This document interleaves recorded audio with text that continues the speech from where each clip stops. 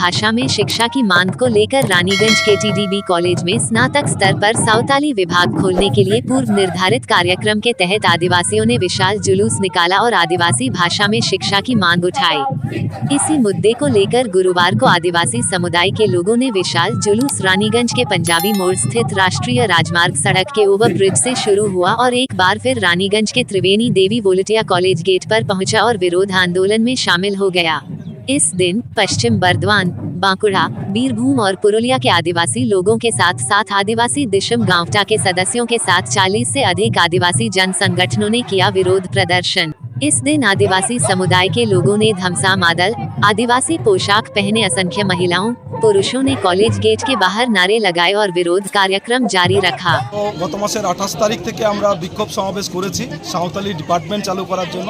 যারা এখানে পড়াশোনা করবে এই টিডিবি কলেজে আদিবাসী সাঁওতাল ছেলেমেয়েরা সাঁওতালি ভাষায় পড়বে এই আশা রেখেই আমরা ডেপুটেশন দিয়েছিলাম এবং আমরা জানতে পেরেছি এই কলেজে 2023 শিক্ষাবর্ষ থেকে চালু হওয়ার কথা ছিল। মানে রাজ্য সরকার সেটা পারমিট দিয়েছে, অর্ডার দিয়েছে, সেই অর্ডার দেওয়া সত্ত্বেও এখনও অবধি কোনো রকম চালু করার কোনো উদ্যোগ প্রশাসনের নেই বা এই কলেজ কর্তৃপক্ষর নেই। আমরা আদিবাসীরা দাবি করছি, আমরা এই আদিবাসীরা তো কখনো আফ্রিকান নই বা যে রাশিয়ান নয় বা অন্য দেশ থেকে আমরা কখনো উড়ে এসে আমরা জুড়ে এসে বসেছি আমরা ইন্ডিয়াতে, এরকম নয়। আমরা আদিবাসীরা, ভারতবর্ষের আদিম আদিবাসীরা, প্রথম আদিবাসীরা আমরা এখানে বসবাস করছি এবং আমাদের ভাষায় সাঁওতালিতে পড়াশোনা আমরা আমাদের দেশে আমরা করতে পারছি না। এটা লজ্জা, আর কিছু হতে পারে না। অনড় আছি আমরা। আজকের এই মহামিছিলে করার পর থেকেও কোনো রকম প্রশাসনের পক্ষ থেকে যদি না পায় আমরা আরও দীর্ঘতর আন্দোলন করব এবং পাশাপাশি আমাদের গণসংগঠনগুলো যারা আছে, পুরুলিয়া থেকে রাজেন্দ্ররা এসছেন এবং বিভিন্ন গণসংগঠনরা আসছেন এখানে আমাদের সঙ্গে যোগদান দিচ্ছে এবং এটা দীর্ঘ বড় আন্দোলন করব। আর আমরা এটা ঠিক করছি, সিদ্ধান্ত করেছি আগামী 23 তারিখ আমরা কলকাতা প্রেস ক্লাবেও আমরা আপনাদের সঙ্গে মিট করব। এটা আমরা কালকে আমরা চিঠি দিয়ে জানাবো। এই আন্দোলনকে কলকাতার বুকেও আমরা এই আন্দোলন আমরা শুরু করব। ইনসুরেন্স দিশামাসি আদিবাসী গাঁওতার সম্পাদক। তাদের যে সাঁওতালি বিভাগ চালু করার যে দাবি সেটা ন্যায্য বলে আমি মনে করছি এবং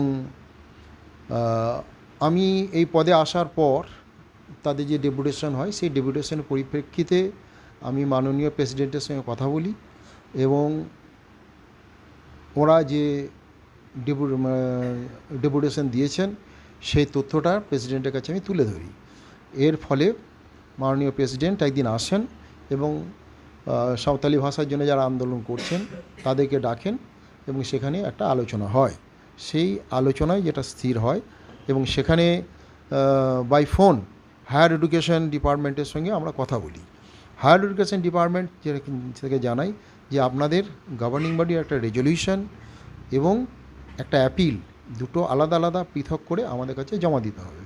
আমরা 9 তারিখে গভর্নিং বডির রেজলিউশন যেখানে প্রেসিডেন্ট এবং আমি সই করেছি এবং হায়ার এডুকেশনের কাছে সাঁওতালি বিভাগ যাতে এবছরই খোলা হয় তার আবেদন জানিয়ে আমরা মেলে চিঠি পাঠাই এবং এটা আমরা ফোনেও বলে দিই এবং তারপরে আমরা লাগাতার হায়ার এডুকেশন ডিপার্টমেন্টের সঙ্গে সংযোগ রেখে চলছি এবং ওটা মন্ত্রী লেভেল পর্যন্ত গেছে। এইটুকু আজকে বেলা 1টার সময় যে আমার সঙ্গে যেটা যোগাযোগ হয় সেই কথা ওনারা জানি। মবিনুল ইসলাম, টিডিবি কলেজ, TIC।